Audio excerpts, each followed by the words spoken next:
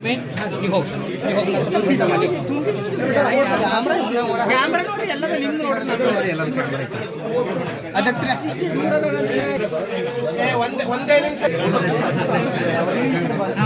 ರೀ ಕರೆಕ್ಟ್ ಅದಾವ ಅವ್ರ ನಿಂತು ಕರೆಕ್ಟ್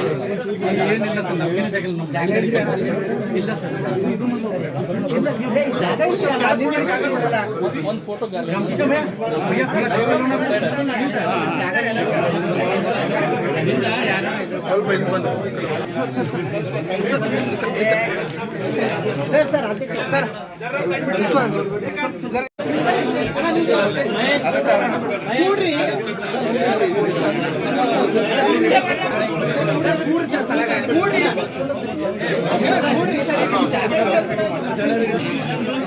ಯಾರು ದಯಮಾಡಿ ಮಾತಾಡಬಾರ್ದು.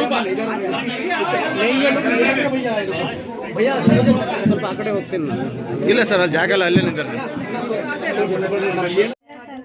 ಡಿಸೆಂಬರ್ ಬಂದಿದ್ ನನಗೆ ಫೋಟೋ ಹಾಕ್ಯಾರಿ ರಾಜಕಪ್ಪನವರು. ಅದು ಅಷ್ಟು ಟ್ರಾನ್ಸಾಕ್ಷನ್ ಇಲ್ಲ ಸರ್, ಕಡಿಮೆ ಟ್ರಾನ್ಸಾಕ್ಷನ್ ಅದ. ಅವ್ರು ಹೇಳಿದ್ದು ನನಗೆ 1 ಕೊಟ್ಟಿರಿ, ಆಮೇಲೆ ಹಾಕ್ತೀನಿ ಅಂತ ಹೇಳಿ 17 ಲಾಕ್ ಹೇಳಿರಿ, ಆಮೇಲೆ 1 ಲಾಕಿಗೆ 1 ಕರೋಡಿಗೆ ಹೋಗ್ಯಾರಿ. ಪೂರ ಕೊಡ್ಬೇಕು ಅಂತ ಅಷ್ಟು ಕೊಡ್ಲೇಬೇಕು. ನಿಮ್ ತಂದೆ ತಾಯಿ ಕೊಡೋದಾಗಲ್ಲ ಅಂದ್ರೆ ನೀವು ಸಿಸ್ಟರ್ಸ್ ಅಷ್ಟು 1 ಇಯರ್ ಆಗ್ಲಕ್ಕ ಹೊಂಟತ್ರಿ ಅದು ಟ್ರಾನ್ಸಾಕ್ಷನ್. ಸರ್ 1 ಇಯರ್ ಇವಾಗಿನ ಕೇಳ್ತಾರ್ರಿ ಸರ್ ಅವ್ರು.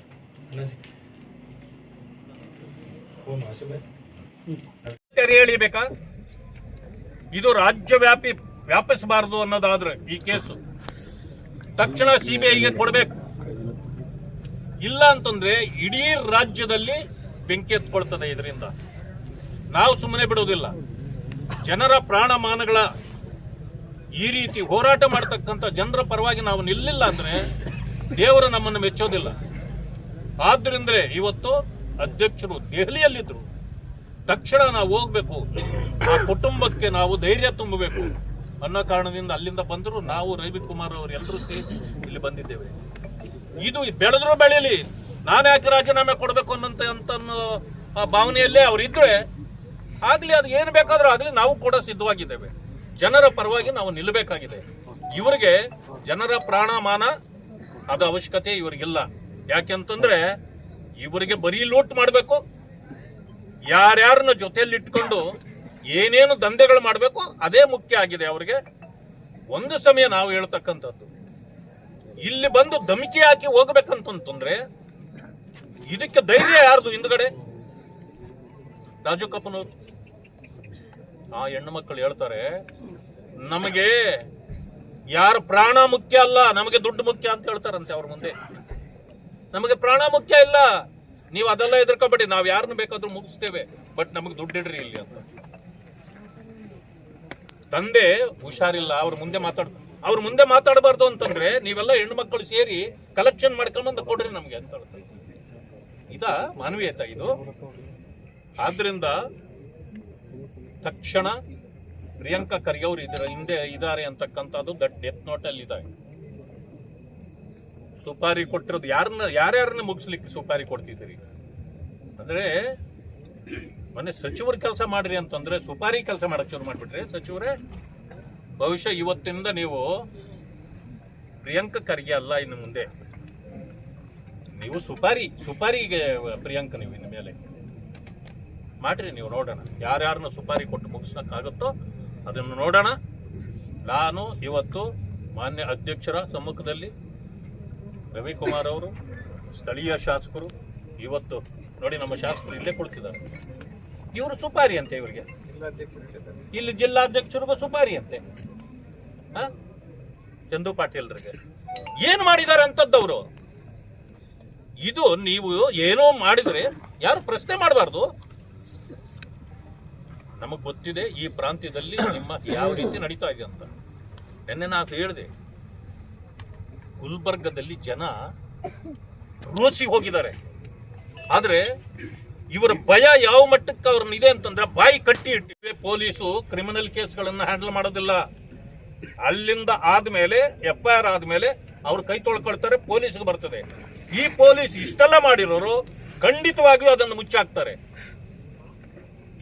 ಯಾವ್ಯಾವ ಹೆಸರುಗಳು SC ST ಕಾರ್ಪೊರೇಷನ್ ನಲ್ಲಿ ವಾಲ್ಮೀಕಿ ನಿಗಮದಿಂದ ಬಂದಾಗ ಚಂದ್ರಶೇಖರನ್ ಅವ್ರು ಯಾರ್ಯಾರ ಹೆಸರು ಬರೆದಿದ್ರು, ಇನ್ವೆಸ್ಟಿಗೇಷನ್ ಅಲ್ಲಿ ಅವ್ರ ಹೆಸರೇ ಇರಲಿಲ್ಲ ಅಂದಮೇಲೆ ನೀವು ಕ್ಲೀನ್ ಚಿಟ್ ಕೊಡ್ಲಿಕ್ಕೆ ಇರೋದು. ಅಧ್ಯಕ್ಷರು ಬಹಳ ಚೆನ್ನಾಗಿ ಹೇಳಿದ್ರು, ಪೊಲೀಸ್ ಸ್ಟೇಷನ್ಗಳೆಲ್ಲವೂ ಕೂಡ ಕಾಂಗ್ರೆಸ್ ಕಚೇರಿಗಳಾಗಿವೆ ಅಂತ. ಅದು ಅಕ್ಷರಶಃ ಈಗ ಸತ್ಯ ಆಗಿದೆ, ನಿಮ್ಮ ನಡವಳಿಕೆಯೂ ಆಗಿದೆ. ನಾನು ಪೊಲೀಸರಲ್ಲಿ ಹೇಳ್ತೀನಿ, ನೀವೆಲ್ಲ ರಾಜೀನಾಮೆ ಕೊಟ್ಬಿಟ್ಟು ಕಾಂಗ್ರೆಸ್ ಅಲ್ಲಿ ಗುಲಾಮಗಿರಿ ಮಾಡ್ರಿ, ಹೋಗ್ಲಿ ರಾಜೀನಾಮೆ ಕೊಟ್ಬಿಡಿ. ಆ ಕಡೆ ನಿಮ್ಮ ಗುಲಾಮಗಿರಿ ಕೆಲಸ ಅವ್ರ ಕಚೇರಿಯಲ್ಲೇ ಹೋಗಿ ಮಾಡಿ. ಪೊಲೀಸ್ ಸ್ಟೇಷನ್ಗಳನ್ನ ಯಾಕೆ ಅಪಮಾನಗೊಳಿಸ್ತಾ ಇದ್ದೀರಿ? ಜನರಲ್ಲಿ ನಂಬಿಕೆನೇ ಹೋಗ್ಬಿಟ್ಟಿದೆ ನಿಮ್ಮ ಮೇಲೆ ಈಗ. ಆದ್ದರಿಂದ ತಕ್ಷಣ ಈ ಸರ್ಕಾರ, ಮಾನ್ಯ ಮುಖ್ಯಮಂತ್ರಿಗಳಲ್ಲಿ ನಾನು ಆಗ್ರಹ ಪಡಿಸ್ತೇನೆ, ನೀವು ಇದನ್ನು ಮುಂದೆ ತೆಗೆದುಕೊಂಡು ಹೋಗ್ಬೇಕು. ಹಿಂಗೆ ಹೋರಾಟ ನಡೆಯಲಿ, ಪರವಾಗಿಲ್ಲ, ಏನಾದ್ರೂ ಆಗ್ಲಿ ಅಂದ್ರೆ ನಿಮ್ಮ ಇಷ್ಟ. ಇಲ್ಲ ಅಂದ್ರೆ ನಾಳೆ ರಾಜೀನಾಮೆ ಕೊಡಿಸಿ, ಅವ್ರನ್ನ ಸಿಬಿಐ ಕೊಡಿ. ಇದು ಸತ್ಯಾಸತ್ಯತೆ ಹೊರಗಡೆ ಬರಲಿ. ಇಲ್ಲ ಅಂತಂದ್ರೆ ಆ ಹೆಣ್ಣು ಮಕ್ಕಳು ಕೇಳೋದಿಲ್ಲ. ಜೊತೆಗೆ ಇದು ಇಂಟರ್ ಸ್ಟೇಟ್ ವ್ಯವಹಾರ ಆಗುತ್ತೆ. ಸುಪಾರಿ ಇದು ನೀವು ಸಿಒಡಿ ಮಾಡಕ್ಕಾಗೋದಿಲ್ಲ, ಇದು ಸಿಬಿಐಗೆ ಕೊಡಬೇಕಾಗುತ್ತೆ. ಇಲ್ಲ ಅಂತಂದ್ರೆ ನಾವು ಯಾವುದೇ ಕಾರಣಕ್ಕೂ ಈ ವಿಚಾರದಲ್ಲಿ ಕಾಂಪ್ರಮೈಸ್ ಮಾಡಲ್ಲ. ಯಾಕೆಂದ್ರೆ ಈಗಾಗಲೇ ಅನೇಕ ಜನರ ಪ್ರಾಣ ತೆಗೆತಿರೋದನ್ನ ನಾವು ನೋಡಿದ್ದೇವೆ. ಮುಂದೇನೂ ಇದು ಆಗದೆ ಇರಲಿ ಅನ್ನೋದೇ ನಮ್ಮ ಉದ್ದೇಶ.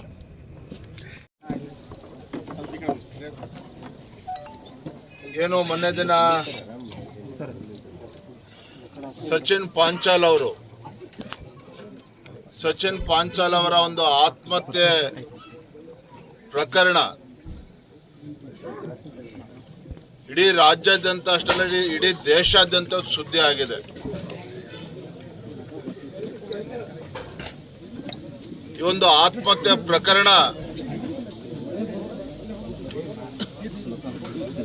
ಈ ಒಂದು ಸಚಿನ್ ಅವರ ಪ್ರಾಣವನ್ನು ಉಳಿಸ್ತಕ್ಕಂಥ ಕೆಲಸ ಪೊಲೀಸರು ಕೈಯಲ್ಲೇ ಇತ್ತು, ಪೊಲೀಸರು ಮಾಡಬಹುದಿತ್ತು. ಪೊಲೀಸ್ ಇಲಾಖೆಯ ಒಂದು ವರ್ತನೆಯಿಂದ, ಪೊಲೀಸರೊಂದು ವರ್ತನೆಯಿಂದ ಒಂದು ಮುಗ್ಧ ಜೀವ ಹೊರಟೋಗಿರ್ತಕ್ಕಂಥದ್ದು. ಈ ಬಡ ಕುಟುಂಬದ ಒಂದು ಆಧಾರ ಸ್ತಂಭವೇ ಮುರಿದು ಬಿದ್ದಿರ್ತಕ್ಕಂಥ ತಾವೆಲ್ಲ ನೋಡಿದಿರಿ. ಪಾಪ ಹೆಣ್ಮಕ್ಳು ಇನ್ನು ಸಹೋದರಿಯರಿದ್ರು, ಸಹೋದರಿಯರು ಏನು ಮಾತನಾಡಿದ್ರು ಅಂತೇಳಿ ತಾವೇ ಅದನ್ನ ಕೇಳಿಸ್ಕೊಂಡಿದ್ದೀರಿ, ನೋಡಿದಿರಿ.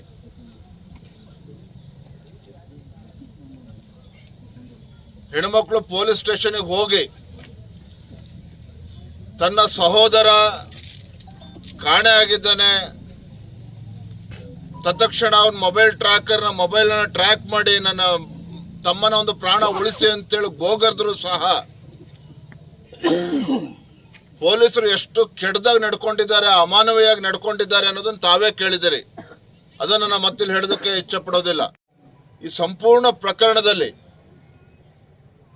ಸಚಿನ್ ಅವರ ಒಂದು ಆತ್ಮಹತ್ಯೆ, ತದನಂತರ ಇರ್ತಕ್ಕಂಥ ಡೆತ್ ನೋಟ್, ಸೂಸೈಡ್ ನೋಟ್ ಅಲ್ಲಿ ಏನ್ ಬರೆದಿದ್ದಾರೆ, ಮತ್ತೆ ಪೊಲೀಸರ ಇಲಾಖೆ ಒಂದು ದುರ್ವರ್ತನೆ, ಇದೆಲ್ಲವೂ ಕೂಡ ಆ ಪಾಪ ಅವನ ಪ್ರಾಣ ಕಳ್ಕೊಂಡಿದ್ದನ್ನ ತೋರಿಸ್ತದೆ.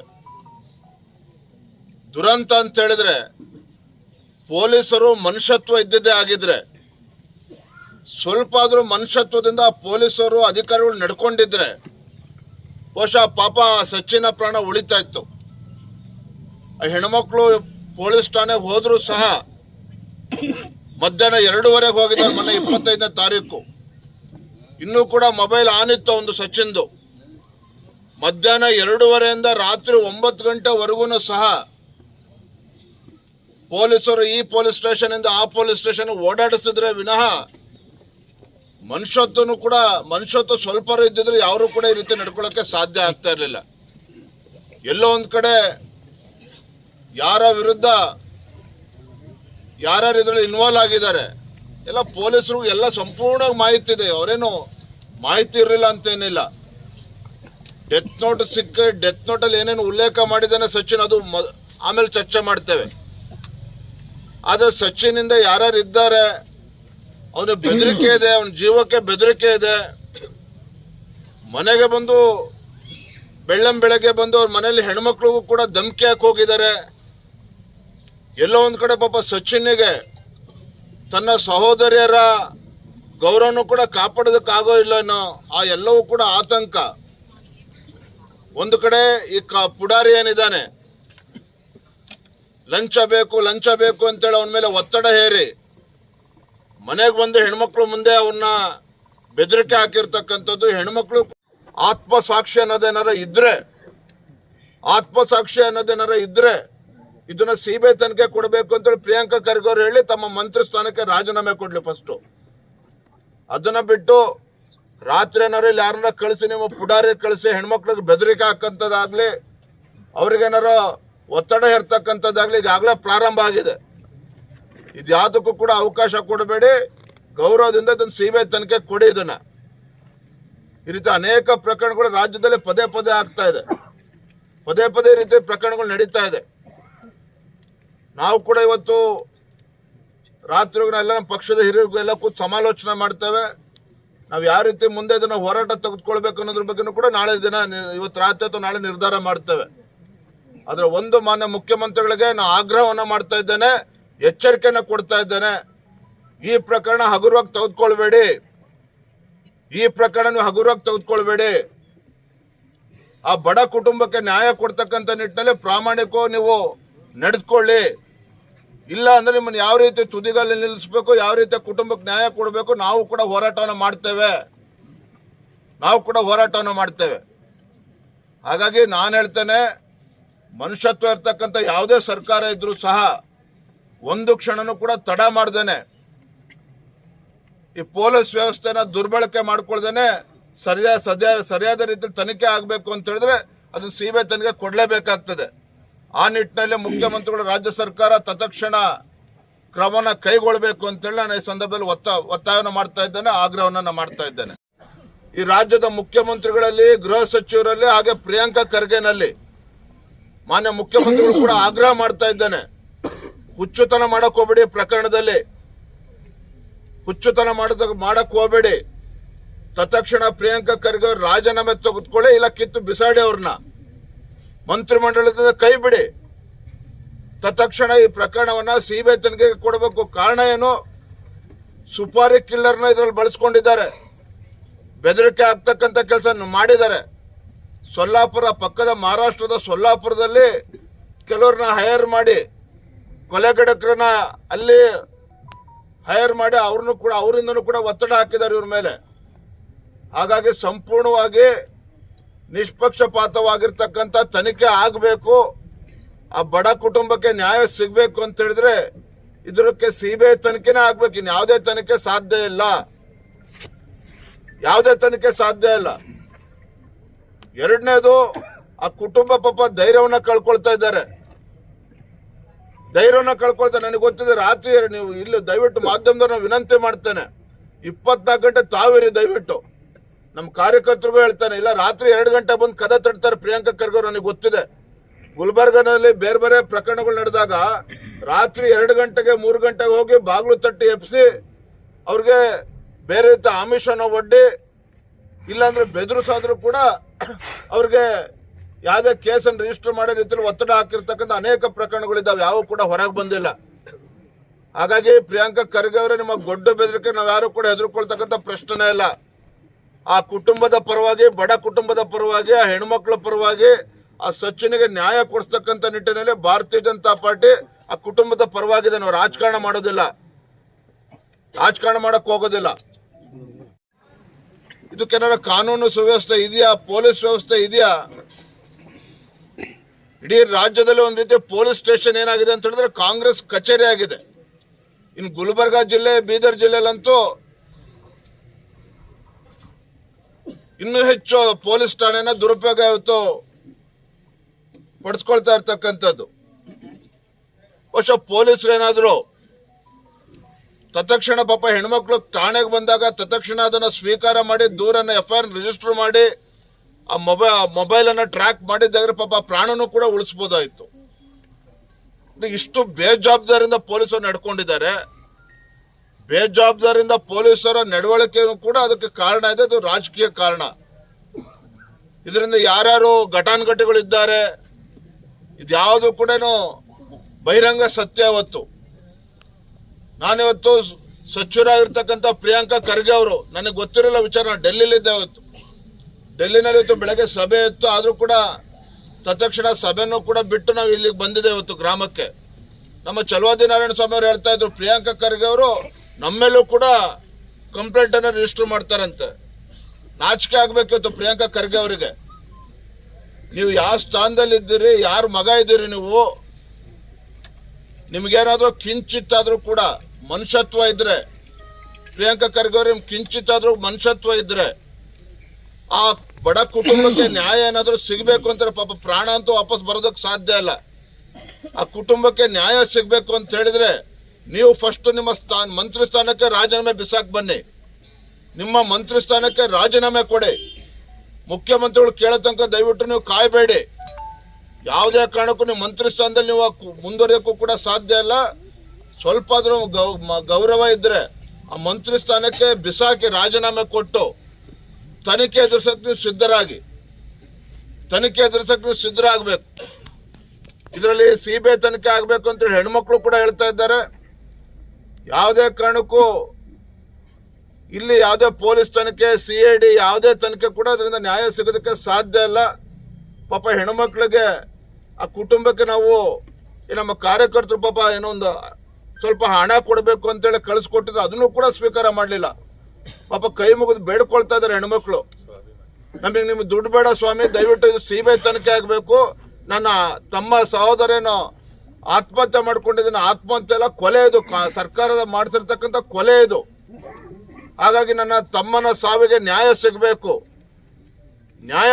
ನಮ್ಗೆ ಯಾವುದೇ ರೀತಿ ಅನುಕಂಪ ಬೇಡ ಅಂತೇಳಿ ಪಾಪ ಹೆಣ್ಮಕ್ಳು ಗೋಗರಿತಾ ಇದ್ದಾರೆ. ತಾವೇ ನೋಡಿದ್ರಿ ಕಣ್ಣಾರೆ, ತಾವೇ ನೋಡಿದ್ರಿ ಯಾವ ರೀತಿ ಸ್ವಾಭಿಮಾನದಿಂದ ನಡ್ಕೊಳ್ತಾ ಇದ್ದಾರೆ ಅಂತ ಹೇಳಿದ್ರೆ. ರಾಜಕೀಯ ಮಾಡ್ತಿದ್ರೆ ನಿಮ್ಗೆ ಅನ್ಸುತ್ತಾಗಾದ್ರೆ ಹೆಣ್ಮಕ್ಳು ಅವ್ರ ಕಣ್ಣೀರ್ ನೋಡಿದ್ರೆ, ಅವ್ರ ಏನು ಒತ್ತಾಯ ಮಾಡಿ ನೋಡಿದ್ರೆ ನಾವು ಕೀಳು ರಾಜಕಾರಣ ಮಾಡಕ್ ಬಂದಿದ್ವಿ. ಹಾಗಾದ್ರೆ ನೋಡಿದ್ರೆ ಮನುಷ್ಯತ್ವ ಇಲ್ದಿರ್ತಕ್ಕಂಥ ಸರ್ಕಾರ ಯಾವ ಮಟ್ಟಕ್ಕೂ ಕೂಡ ಹೋಗಕ್ಕೆ ಕೇಸೋದಿಲ್ಲ. ಅವರು ಎಲ್ಲಾ ಪ್ರಕರಣದಲ್ಲೂ ಕೂಡ ಇದೇ ರೀತಿ ಮಾಡ್ಕೊಂಡು ಬಂದಿದ್ದಾರೆ.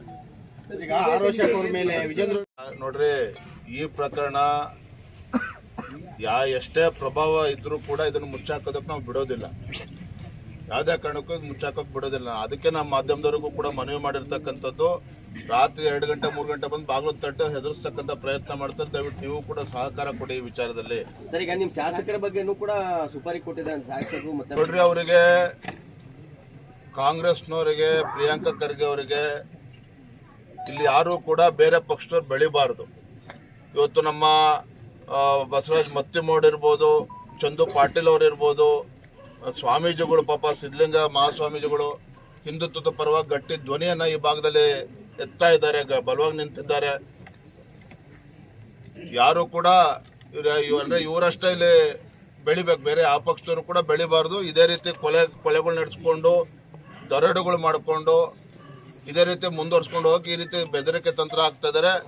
ನಮ್ಮ ರಾಜ್ಯದಲ್ಲಿ ಬಹುಶಃ ಇತ್ತೀಚಿನ ದಿನಗಳಲ್ಲಿ ಈ ರೀತಿ ಹೊರ ರಾಜ್ಯದಿಂದ ಗುಂಡಾಗಳನ್ನ, ಕೊಲೆಗಡಕರನ್ನ ಕರ್ಕೊಂಡ್ಬಂದು ದುಡ್ಡು ಕೊಟ್ಟು ಈ ಮಟ್ಟಕ್ಕೆ ಬೆದರಿಕೆ ಆಗ್ತಕ್ಕಂಥದ್ದು ಇತ್ತೀಚಿನ ದಿನಗಳು ನಾವಂತೂ ಕೇಳಿರಲಿಲ್ಲ.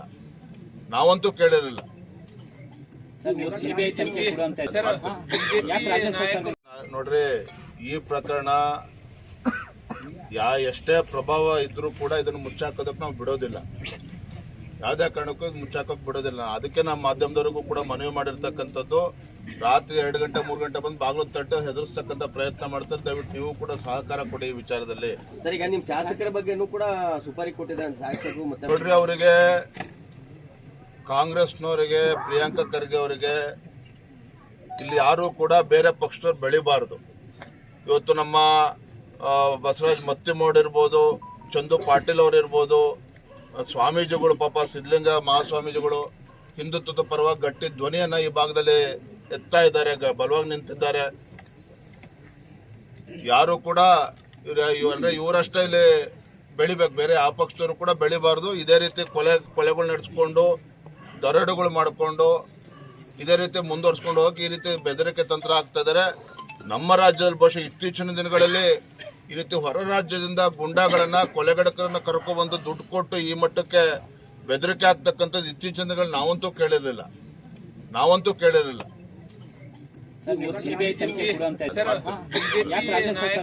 ನಾವು ಇವತ್ತು ಒತ್ತಾಯ ಮಾಡ್ತೇವೆ ರಾಜ್ಯ ಸರ್ಕಾರಕ್ಕೆ ಕನಿಷ್ಠ 1 ಕೋಟಿ ಪರಿಹಾರವನ್ನ ಕುಟುಂಬಕ್ಕೆ ಕೊಡಬೇಕು. 1 ಕೋಟಿ ಪರಿಹಾರವನ್ನು ಅವ್ರಿಗೆ ಕೊಡಬೇಕು. ಒಂದು ಸರ್ಕಾರಿ ನೌಕರಿನೂ ಕೂಡ ಅವ್ರಿಗೆ ಕೊಡಬೇಕಾಗ್ತದೆ. 5 ಜನ ಹೆಣ್ಮಕ್ಳಿದ್ದಾರೆ ಅವ್ರ ಕುಟುಂಬದಲ್ಲಿ, 5 ಜನ ಹೆಣ್ಮಕ್ಳಿದ್ದಾರೆ, 5 ಜನ ಹೆಣ್ಮಕ್ಳಿದ್ದಾರೆ.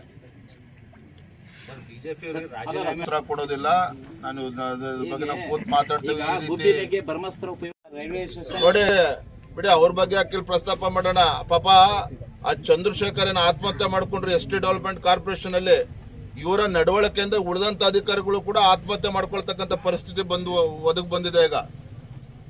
ಹಾಗಾಗಿ ಇವರು ಇದು ಒಂದಲ್ಲ ಎರಡಲ್ಲ ಪ್ರಕರಣ, ಇದು ಪತ್ತೆ ಪುನರಾವರ್ತನೆ ಆಗ್ತಾ ಇದೆ. ಹಾಗಾಗಿ ಇದನ್ನೊಂದು ತಾರ್ಕಿಕ ಹಂತಕ್ಕೆ ನಾವು ತೆಗೆದುಕೊಂಡು ಹೋಗ್ತೇವೆ. ನೋಡಿ, ಇದರಲ್ಲಿ ಡೆತ್ ನೋಟ್ ಅಲ್ಲಿ ಹೆಸರು ಕೂಡ ಉಲ್ಲೇಖ ಮಾಡಿದ್ದಾರೆ. ಅವನ ಅಕೌಂಟಿಗೆ ದುಡ್ಡು ಹೋಗಿದೆ, ರಾಜುವನ ಅಕೌಂಟಿಗೆ. ಅಲ್ಲಿ ಯಾರ್ಯಾರು ಮುಂದೆ ಹೋಗಿ ಯಾವ್ಯಾವ ಅಧಿಕಾರಿಗಳು ಎಲ್ಲವೂ ಕೂಡ ಸಂಪೂರ್ಣ ತನಿಖೆ ಆದ್ಮೇಲೆ ಎಲ್ಲವೂ ಕೂಡ ಸತ್ಯ ಬಹಿರಂಗ ಆಗ್ತದೆ. ಆ ಬಡ ಕುಟುಂಬ ಏನ್ ಹೇಳಿದ್ರಿ, ನೀವು ಕಣ್ಣಾರೆ ನೀವು ನೋಡಿದಿರಿ, ಕೇಳಿಸ್ಕೊಂಡಿದ್ದೀರಿ. ನಾನು ಹೇಳ್ತಾ ಇಲ್ಲ CBI ತನಿಖೆ ಆಗ್ಬೇಕು ಅಂತೇಳಿ. ಹೆಣ್ಮಕ್ಳ ಕುಟುಂಬ ಇವತ್ತು ಅವ್ರಿಗೆ ಪ್ರೊಟೆಕ್ಷನ್ ಬೇಕು ಅಂತ ಕೇಳ್ತಾ ಇದ್ದಾರೆ. ಪ್ರೊಟೆಕ್ಷನ್ ಬೇಕು, CBI ತನಿಖೆನೂ ಬೇಕು, ನಿಮ್ದು ಯಾವುದೇ ನಿಮ್ಗೆ ಅನುಕಂಪ ಬೇಡ ಅಂತೇಳಿ ಪಾಪ ಕುಟುಂಬ ಮಾತನಾಡ್ತಾ ಇದ್ದಾರೆ. ದಯವಿಟ್ಟು ನಾನು ಹೇಳಪ್ಪ, ಯಾರು ಉಸ್ತುವಾರಿ ಸಚಿವರು? ಈಶ್ವರ್ ಖಂಡ್ರೆ ಅವರ ಹೇಳಿಕೆಯನ್ನು ಕೂಡ ನಾನು ಗಮನಿಸಿದ್ದೇನೆ. ಈಶ್ವರ್ ಖಂಡ್ರೆ ಅವರ ಹೇಳಿಕೆಯನ್ನು ಕೂಡ ನಾನು ಗಮನಿಸಿದ್ದೇನೆ. ಯಾರು ರಾಜು ಇದ್ದಾನೆ, 2 ಬಾರಿ ಡಿಸೆಂಬರ್ 15ಕ್ಕೂ ಬಂದಿದ್ದಾರೆ, 2 ಬಾರಿ ಡಿಸೆಂಬರ್ 3 ಮತ್ತು 15ಕ್ಕೆ 2 ಬಾರಿ ಬಂದು ಹೆಣ್ಮಕ್ಳಿಗೆ ಬೆದರಿಕೆ ಹಾಕೋ ಕೂಡ ಹೋಗಿದ್ದಾರೆ. ಹಂಗೆ ಅವರು CBI ತನಿಖೆ ಕೊಡೋದ್ರಲ್ಲಿ ನಾವು ಕೂಡ ನೋಡ್ತೇವೆ ಪ್ರಕರಣದಲ್ಲಿ. ಇವರಿಗೆ ನಾಚಿಕೆ ಆಗ್ಬೇಕು. ಹಿಂದೆ ಏನಾಗೋದು ಬಿಡ್ಲಿ, ಪಾಪ ಹೆಣ್ಮಕ್ಳು ಅವ್ರ ಕಣ್ಣೀರಾರ ನೋಡ್ಲಿ, ನಾಚಿಕೆ ಆಗ್ಬೇಕು. ಇವ್ರೆಲ್ಲ ಬರೀ ಹಿಂದಿನ ಸರ್ಕಾರ ಅನ್ಕೊಂಡು ಹಿಂಗೆ ಮಂಥನ್ಗಳು ತಕೊಂಡು ಹೋಗ್ತಾರೆ. ಹಾಗಾದ್ರೆ ಪಾಪ ಹೆಣ್ಮಕ್ಳು ಬೀದಿಗೆ ಬರ್ತಾ ಇದ್ದಾರೆ. ನಿಮ್ಮ ನಡವಳಿಕೆ ಇವತ್ತು ಕಾಂಗ್ರೆಸ್, ಇವತ್ತು ಪೊಲೀಸ್ ಸ್ಟೇಷನ್ ಏನ್ ಕಾಂಗ್ರೆಸ್ ಕಚೇರಿ ಮಾಡ್ಕೊಂಡಿದ್ದೀರಿ, ಅದರ ಪರಿಣಾಮ ಇವತ್ತು ಯುವಕರು ಆತ್ಮಹತ್ಯೆ ಮಾಡ್ಕೊಳ್ತಾ ಇರ್ತಕ್ಕಂಥದ್ದು. ನಮ್ಮ ಮೊದಲ ಆದ್ಯತೆ ಆ ಬಡ ಕುಟುಂಬಕ್ಕೆ ನ್ಯಾಯ ಸಿಗಬೇಕು, ಸರಿಯಾದ ರೀತಿ ತನಿಖೆ ಆಗಬೇಕು, CBI ತನಿಖೆ ಆಗ್ಲೇಬೇಕು. ಇದರಿಂದ ಯಾವ ಮಹಾಪುರುಷಿದ್ರು ಕೂಡ ನಾವು ಕೇರ್ ಮಾಡ್ತಕ್ಕಂಥ ಪ್ರಶ್ನೆನೇ ಇಲ್ಲ. ನಾ ಹೇಳಿದ ನನ್ನ ಮೇಲೆ ಕೇಸಾರ ಮಾಡಿ ಮತ್ತೊಂದರ ಮಾಡಲಿ, ಮೇಲ್ನೋಟಕ್ಕೆ ಗೊತ್ತಾಗ್ತದೆ ರಾಜು ಕಪ್ನೂರ್ ಯಾರ ಜೊತೆ ಫೋಟೋ ಹೊಡ್ಸ್ಕೊಂಡಿದ್ದಾರೆ, ಯಾರ ತೊಡೆ ಮೇಲೆ ಕೂತ್ಕೊಂಡಿದ್ದಾನೆ, ಯಾರ ಹತ್ರ ಸೈನ್ ಮಾಡಿಸಿದ್ದಾನೆ, ಯಾವ ಮಂತ್ರಿ ಜೊತೆ ಹೋಗಿ ಆ ಹಿರಿಯ ಅಧಿಕಾರಿಗಳಿಗೆ ಒತ್ತಡ ಹಾಕ್ಸಿದ್ದಾರೆ, ಎಲ್ಲವೂ ಕೂಡ ಬಹಿರಂಗ ಆಗಿದೆ. ಯಾವುದು ಕೂಡ ಗುಟ್ಟಾಗಿ ಉಳಿದಿಲ್ಲ. ನನಗೆಲ್ಲೋ ಒಂದ್ ಕಡೆ ಭಯ ಏನಪ್ಪ ಅಂತ ಹೇಳಿದ್ರೆ, ಮುಖ್ಯಮಂತ್ರಿಗಳು ಕೂಡ, ಯಾಕೆಂತಂದ್ರೆ ಪ್ರಿಯಾಂಕಾ ಖರ್ಗೆ ಅವ್ರು ಯಾರ ಮಗ, ಜಾಸ್ತಿ ಒತ್ತಡ ಹಾಕಿ ಅವ್ರ ಮಂತ್ರಿಗಿರಿ ರಾಜೀನಾಮೆ ತೆಗೆದುಕೊಂಡ್ರೆ ಅವ್ರ ಮುಖ್ಯಮಂತ್ರಿ ಬುಡಕ್ಕೂ ಬರ್ತದೆ. ಆ ಭಯನೂ ಕೂಡ ಅವ್ರಿಗೆ ಇರ್ತದೆ. ಎಲ್ಲವೂ ಕೂಡ ನಾನು ಗಮನಿಸ್ತಾ ಇದ್ದೇವೆ. ಹಾಗಾಗಿ ಯಾವುದೇ ಕಾರಣಕ್ಕೂ ಈ ವಿಚಾರದಲ್ಲಿ ನಾವು ಹಿಂದೆ ಸರಿತಕ್ಕಂಥ ಪ್ರಶ್ನೆನೇ ಇಲ್ಲ. ಇದು CBI ತನಿಖೆನೇ ಆಗಬೇಕು. ಪ್ರಿಯಾಂಕಾ ಖರ್ಗೆ ರಾಜೀನಾಮೆ ಕೊಡಲೇಬೇಕು.